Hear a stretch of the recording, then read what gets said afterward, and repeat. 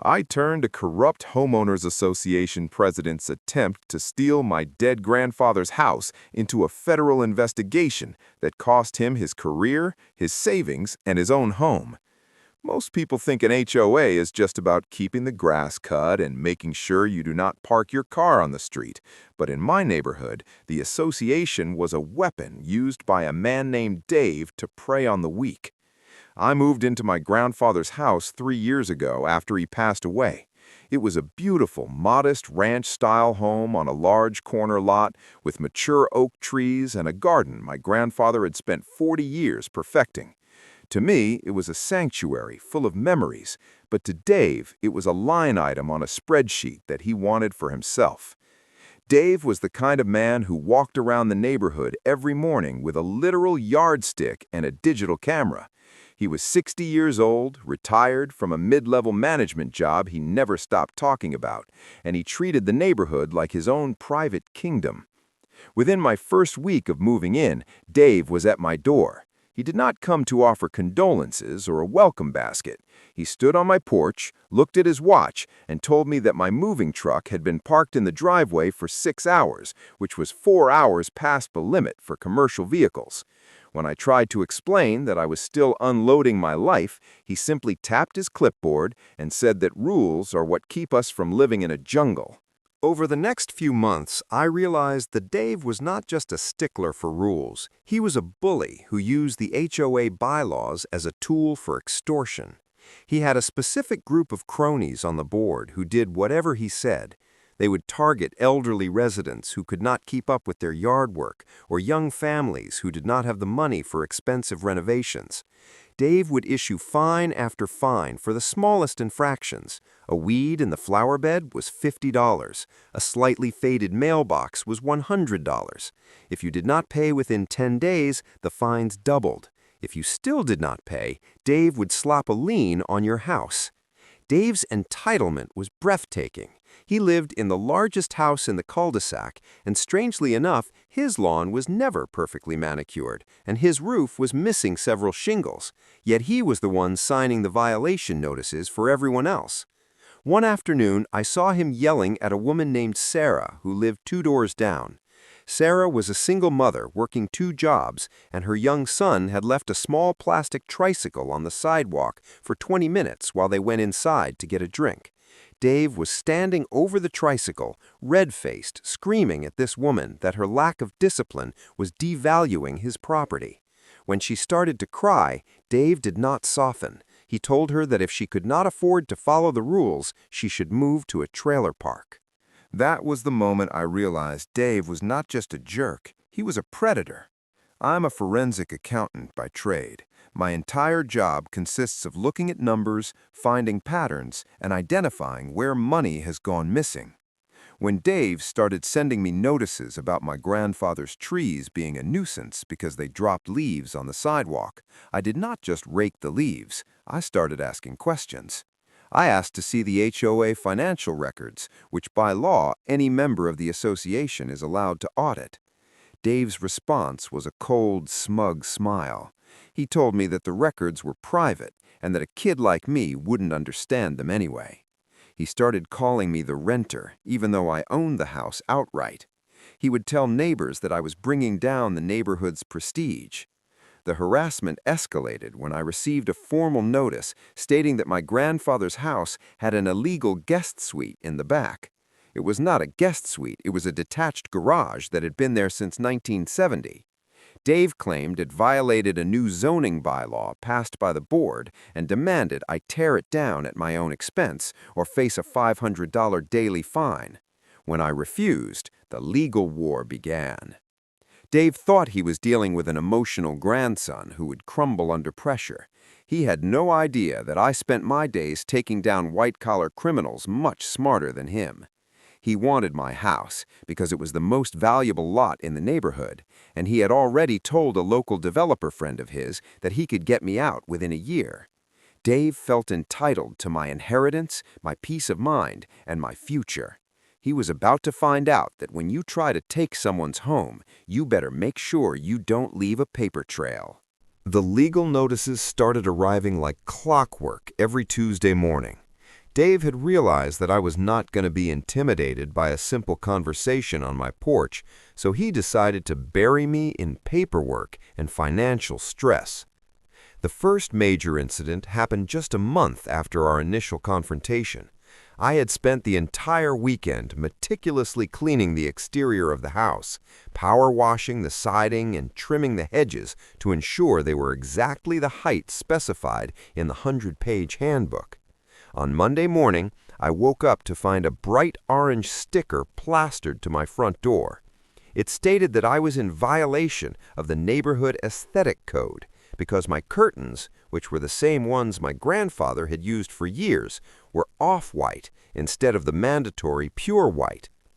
I decided to try the peaceful route. I walked over to Dave's house that evening with a copy of the bylaws and a sample of the fabric. I knocked on his door, and when he opened it, he didn't even invite me in. He stood behind his screen door, looking down his nose at me while holding a glass of expensive scotch. I calmly explained that the bylaws actually stated that window coverings must be a neutral color, and that off-white fell perfectly within that category. Dave didn't even look at the fabric sample. He told me that as the president of the board, he was the final word on what constituted a neutral color. He said that my grandfather had been given a pass because he was old and dying, but that the grace period for the property ended the moment his heart stopped beating. He then leaned in close to the screen and told me that every day those curtains stayed up, I would be charged $50. I asked him why he was doing this, and he simply said that some people belong in this community and some people do not, and it was his job to filter out the trash. 2 weeks later, the situation turned from annoying to malicious. I came home from work to find a professional landscaping crew in my backyard. They were in the process of cutting down the 3 massive oak trees that my grandfather had planted when my father was a boy. I ran out there screaming for them to stop. The foreman showed me a work order signed by Dave on behalf of the HOA. The order claimed the trees were infested with a dangerous fungus that threatened the entire neighborhood's ecosystem, and that they had been deemed an emergency hazard. I knew for a fact those trees were healthy. I had a certified arborist check them just months prior. I managed to stop the crew before they reached the second tree, but the first one, a 60-year-old giant, was already half-gutted. I called the police, but when they arrived, Dave was already there waiting for them. He presented a forged document that looked like a city ordinance, claiming the board had the right to enter private property for environmental emergencies. The police told me it was a civil matter and that they couldn't do anything because Dave had what appeared to be legal authorization. Dave stood on the sidewalk as the police drove away, smirking at me. He told me that the cost of the tree removal would be added to my HOA dues as a special assessment. It was $5,000. When I told him I would sue him into the ground, he laughed. He reminded me that the HOA had a massive legal defense fund paid for by my own dues, and he could keep me in court until I was bankrupt. The third incident was the breaking point. It was a rainy Thursday, and I was preparing for a big audit at work. I heard a loud thud against my house and ran to the window. Dave was standing in my driveway with a can of spray paint. He was marking large X's on my driveway and the side of my garage. When I ran outside, he told me that the board had held an emergency meeting the night before, which I was conveniently not invited to, where they decided that my driveway was structurally unsound. He claimed that the cracks, which were barely visible, posed a trip hazard for the mail carrier. He informed me that I had 48 hours to have the entire driveway torn up and repaved by a specific contractor he recommended. If I didn't, the HOA would hire the contractor themselves, do the work, and place a lien on my house for the cost, plus a 30% administrative fee. I realized then that Dave wasn't just trying to annoy me, he was trying to create enough debt to trigger a foreclosure. He knew that if I had $20,000 in unpaid fines and assessments, the HOA could legally seize the property. I looked at the contractor's name on the flyer he handed me. It was a company owned by his brother-in-law. The web of corruption was starting to show its threads. I stopped arguing. I didn't yell. I didn't threaten him. I simply looked him in the eye and thanked him for the information. Dave seemed confused by my sudden compliance. He thought he had finally broken my spirit. He told me he was glad I was finally learning my place, and that maybe, if I was lucky, he would let me stay long enough to pack my things properly. As he walked away, I didn't go back inside to cry or call a lawyer. I went to my home office and opened my laptop. I used my credentials to access public tax records, corporate filings, and property histories. I spent the next 8 hours straight digging into the HOA's history. I found that over the last 5 years, 4 other houses had been foreclosed on by the association under Dave's leadership. All 4 of those houses had been sold at auction for half their value to the same investment group. When I looked up the owners of that investment group, I found a series of shell companies, but at the very center of the web was Dave's wife. He wasn't just a bully, he was running a house-stealing syndicate. He would target people, bury them in fraudulent fines, use his brother-in-law's company to create massive bills, and then have his wife buy the houses at a discount to flip them for a profit. He had done it to a widow, a disabled veteran, and 2 young families. He thought I was next. He had no idea that I was currently downloading every bank statement the HOA had ever produced. He thought he was playing a game of power, but I was playing a game of math, and the numbers never lie. I stayed up until the sun came up, building a spreadsheet that would serve as his professional death warrant. Every cent he had stolen, every forged signature, and every kickback was being logged. The slow burn was over. Now it was time for the fire. The turning point came on a Tuesday afternoon while I was at the office finishing a high-stakes audit for a major client. I received a frantic call from my neighbor, Sarah, the single mother Dave had been harassing. She was crying so hard I could barely understand her. She told me that a demolition crew was at my house with a backhoe and they were currently tearing down the detached garage. This was the building Dave had claimed was an illegal guest suite, the one I had explicitly told him was a grandfathered structure. I dropped everything and drove home like a madman, my heart hammering against my ribs. By the time I pulled into my driveway, the damage was done. The roof of the garage had been caved in, and the sidewalls were reduced to splinters and twisted metal. Dave was standing in my yard wearing a bright yellow construction vest and holding a clipboard as if he were a city official. He was laughing with the foreman of the crew. When I jumped out of my car and ran toward him, he didn't even flinch. He held up a hand and told me to stay back for my own safety.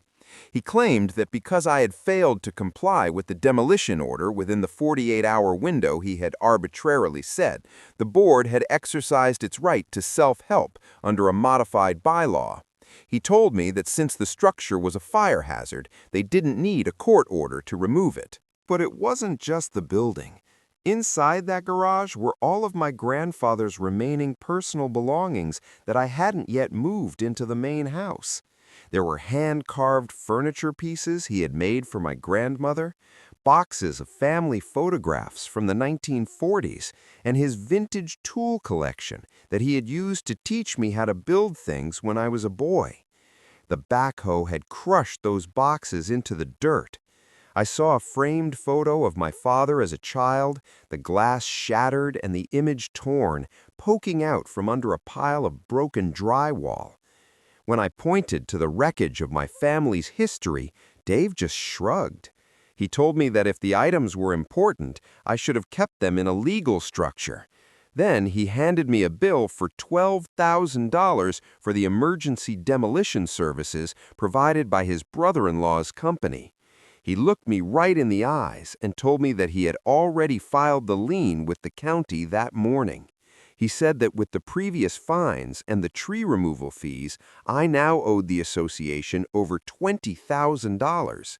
He told me that I had 30 days to pay in full or he would begin the foreclosure process. He leaned in and whispered that he already had a buyer lined up who liked the lot size and that I should start looking for an apartment across town where people like me belonged. I didn't scream. I didn't swing at him. A strange, cold clarity washed over me. I realized that Dave wasn't a person you could reason with or fight through standard channels. He had spent 20 years corrupting the very system meant to protect the homeowners. He owned the board, he manipulated the local contractors, and he knew how to move just fast enough to bypass the slow wheels of the civil courts. If I sued him normally, it would take 2 years, and he would use HOA funds to fight me. By then, my house would be gone, and he would have moved on to his next victim. I realized that to stop a predator like Dave, I had to stop treating this like a neighborly dispute and start treating it like the criminal enterprise it was. I went inside my house and locked the door.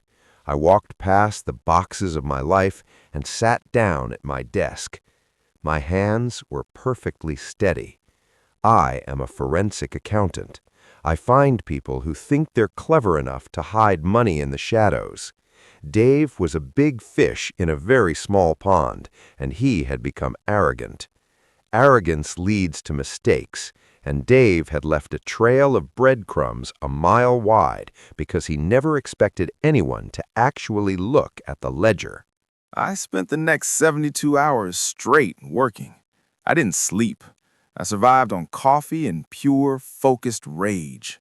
I used my professional access to deep dive into the HOA's bank accounts, which I had managed to gain entry to by finding the login credentials in a stack of old board meeting minutes Dave had foolishly left in a public digital folder. I traced every single check written by the HOA over the last decade. I found that the association was paying triple the market rate for landscaping, snow removal, and legal fees.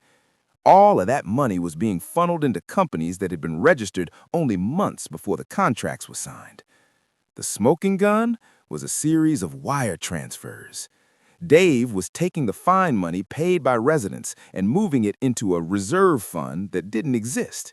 From there, the money was moved into a private account held by a shell company in Delaware. I tracked the registration of that shell company back to a physical address that matched a vacation home Dave owned in Florida. He wasn't just overcharging for repairs. He was straight up stealing the monthly dues of 300 families to fund his retirement. I also found the evidence of the rigged elections. I contacted the previous board members who had been ousted and found that Dave had discarded hundreds of ballots in the last 3 election cycles to ensure his hand-picked cronies stayed in power. He had created a shadow government in our suburbs. I spent the final night of my investigation compiling everything into a 300-page report. I had copies of the forged demolition orders, the fake environmental reports about my trees, the kickback receipts from his brother-in-law, and the bank statements showing the embezzlement of over $400,000. I didn't go to the police yet. I knew that if I just filed a report, Dave might get tipped off and destroy the physical records.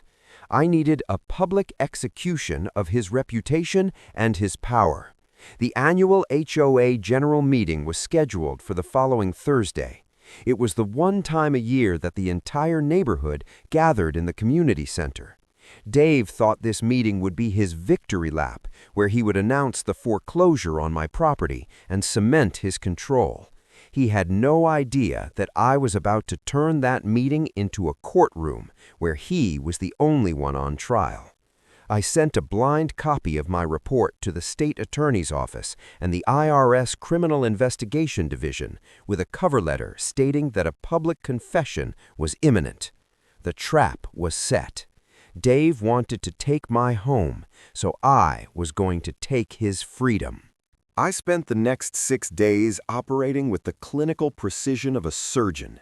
I knew that simply presenting the evidence wouldn't be enough to stop a man who had spent 20 years perfecting his lies. I had to ensure there was no escape path, no way for him to claim a misunderstanding, and no way for his cronies to protect him. I took a week of leave from my firm, telling my boss that I was dealing with a family emergency. In a way, I was. I was protecting the last thing my grandfather had left me. My first move was to contact the 4 families Dave had successfully pushed out of the neighborhood over the last 5 years. I tracked them down using public records. One was an elderly widow named Mary, who was now living in a tiny assisted living facility because Dave had foreclosed on her over a roof repair she couldn't afford. When I told her what I had found, she cried. She gave me copies of every threatening letter Dave had ever sent her. I did the same with the others. By the end of the week, I had a dozen sworn affidavits from former residents detailing Dave's patterns of intimidation, forged signatures, and illegal fines. Next, I went after the money. Being a forensic accountant gives you a certain set of skills when it comes to following a digital trail. I discovered that Dave's brother-in-law, the contractor who had destroyed my garage, wasn't just overcharging the HOA. He was billing for work that was never performed. I found invoices for a clubhouse renovation that cost $60,000, yet when I walked through the clubhouse with a hidden camera, I could see the same 20-year-old carpet and peeling paint. I cross-referenced these invoices with the HOA bank statements and found that the money was paid out. Then 40% of it was immediately transferred back into an account controlled by Dave's wife. This was a textbook kickback scheme. I didn't stop there. I knew the board members were just as guilty for looking the other way. I spent 3 nights digging into their personal finances and found that Dave was paying for their loyalty. He was using HOA funds to pay for the board treasurer's private landscaping and the secretary's new pool deck, all disguised as community maintenance. I had them all dead to rights. I compiled every check, every invoice, and every forged document into 20 identical binders. I also created a digital presentation that would be impossible to ignore. The day before the annual meeting, I made a trip to the local precinct. I didn't just talk to a beat cop. I met with a detective I knew from a previous corporate fraud case I had worked on. I laid out the evidence of the embezzlement, the wire fraud, and the racketeering. He was stunned by the scale of the theft in such a small community. He coordinated with the state attorney's office, and we agreed on a plan. They wouldn't move in until I gave the signal, ensuring that Dave would have the opportunity to lie on the record first. In my state, the HOA meeting is legally considered a corporate proceeding, and lying about financial matters in that setting carries heavy penalties. I also hired a private security firm, not for protection, but to serve as process servers. I wanted every member of that board to be served with a massive civil lawsuit the exact moment the criminal evidence was revealed. I wanted to hit them from every possible angle at once. I wanted them to feel the same suffocating walls closing in that they had forced on so many others. The final piece of the trap was the media. I contacted a local investigative reporter who specialized in corruption. I told her I had a story about a massive suburban crime ring masquerading as a homeowners association. I showed her a glimpse of the bank records, and she was hooked. She agreed to attend the meeting with a hidden camera crew, promising to keep it under wraps until the confrontation began. On the night of the meeting, I dressed in my best suit. I felt a strange sense of calm. I wasn't the grieving grandson anymore. I was the wolf at the door. I arrived at the community center early and saw Dave at the front of the room, looking smug and triumphant. He was wearing an expensive watch I knew was paid for by our neighborhood dues. He saw me walk in and chuckled to the treasurer, probably thinking I was there to beg for more time on my debt. He even had the audacity to nod at me, a king acknowledging a peasant. I sat in the back row and waited. I watched as the room filled up with my neighbors, people who had been bullied, fined, and silenced for years. They looked defeated. They looked like they expected another hour of Dave barking orders and raising their fees. Dave stood up at the podium, tapped the microphone, and flashed a predatory smile. He announced that the first item on the agenda was the special assessment for property dereliction, specifically targeting my house. He began a slideshow of the garage he had destroyed, calling it a victory for property values. He spoke for 10 minutes about the importance of standards and the consequences for those who refuse to follow them. He then asked if there were any comments from the members before the board voted to finalize the foreclosure proceedings against my property. The room was silent. People looked at the floor, too afraid to speak up. I stood up slowly. I didn't have a clipboard, I didn't have a yardstick. I just had a remote for the projector and a briefcase full of binders. I walked toward the front, and Dave's smile began to falter. He told me I had 2 minutes to speak and that I should make them count. I looked at the crowd, and I looked at Dave, and I told him that 2 minutes was more than enough time to end his career. I reached into my pocket, clicked the remote, and the first slide of my presentation appeared on the giant screen behind him. It wasn't a picture of a house. It was a copy of a wire transfer for $50,000 from the HOA reserve fund directly into his personal offshore account. The trap was sprung, and there was nowhere for him to run. The silence in the room was deafening as the image of the wire transfer stayed on the screen. Dave turned around, his face transitioning from a smug tan to a sickly shade of gray. He tried to speak, but only a dry rasp came out. He looked at the treasurer, but the man was already staring at the exit, realizing that the ship was sinking. I did not give Dave a chance to recover. I clicked the remote again, and the screen filled with the side-by-side comparison of the clubhouse renovation invoices and the photos of the actual dilapidated building. I pointed out the date of the payment and the date the money landed in his wife's investment account. I began to speak, my voice steady and loud enough to reach the very back of the hall. I detailed the kickback scheme with his brother-in-law. I showed the forged signatures on the demolition orders. I displayed the list of the families he had displaced, including Mary, and the exact profit he had made by flipping their homes through his wife's shell company. The neighbors began to murmur, a low rumble of realization that quickly grew into shouts of anger. Sarah stood up and screamed at him, asking how he could sleep at night after stealing from people who were struggling to feed their kids. Dave finally found his voice and began to yell that this was a private meeting and that I was violating privacy laws. He threatened to have me arrested for hacking. He started banging his gavel, demanding order, but no one was listening anymore. That was when I gave the signal. 2 men in suits walked through the double doors at the back of the room. They were the process servers I had hired. They walked right up to the stage and handed a thick stack of legal papers to every single member of the board. They were being sued personally for breach of fiduciary duty, fraud, and racketeering. Then the side doors opened. The detective I had met with earlier walked in, followed by 4 uniformed officers and 2 agents from the state's financial crimes unit. The room went dead silent again. The detective walked up to the podium, pushed Dave aside, and told him he was under arrest for multiple counts of felony embezzlement, wire fraud, and grand theft. As they clicked the handcuffs onto Dave's wrists, the local news crew I had invited stepped out from the shadows with their cameras rolling. They caught the exact moment Dave's knees buckled. He wasn't the king of the neighborhood anymore. He was just a middle-aged man in a cheap suit being hauled away in front of everyone he had bullied. The fallout was swifter than I could have imagined.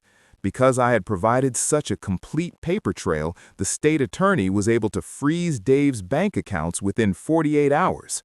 They found over $600,000 in various accounts that he had siphoned off over the years. His brother-in-law was arrested the following morning for his part in the construction fraud. The investigation eventually expanded to the local developer who had been planning to buy my lot. It turned out Dave had been taking bribes to help clear out specific properties for future development. The HOA board was completely dissolved that night.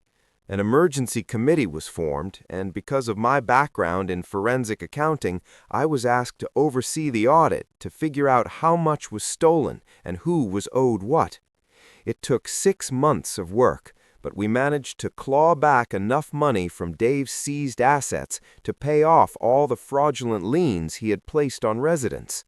We even managed to secure a settlement from Mary and the other families who had lost their homes. They were given a significant payout from the association's insurance policy, which had been triggered by Dave's criminal acts. Dave's life imploded. His wife filed for divorce as soon as the shell companies were exposed, trying to save her own skin, but the IRS was already on her for tax evasion. Dave ended up taking a plea deal to avoid 20 years in state prison. He was sentenced to 7 years and was ordered to pay full restitution, which meant he had to sell his own house, his vacation home in Florida, and his expensive cars. He went from being the man who decided who was worthy of living in our neighborhood to a man living in a 6-by-9-foot cell. The treasurer and the secretary also received probation and were permanently barred from ever serving on a corporate or nonprofit board again. The neighborhood changed almost overnight. Without the constant threat of fines and harassment, people started coming out of their houses again. We had a block party in the summer, right on the spot where my garage used to stand. I didn't rebuild the garage. Instead, I used some of the settlement money to plant 3 new oak trees and a massive community garden in my grandfather's honor. Sometimes I see Dave's brother-in-law working on a road crew as part of his work release program. He doesn't look me in the eye. As for me, I still live in my grandfather's house. The grass is exactly the height I want it to be, and my off-white curtains are still hanging in the window. I learned that bullies like Dave only have power because they rely on people being too busy or too scared to look at the numbers. But Dave made the mistake of targeting someone who loves a good audit. He tried to take my family's legacy, so I made sure he didn't have one left of his own. In the end, Dave was right about one thing. Rules are what keep us from living in a jungle, and he was the first beast that had to be removed.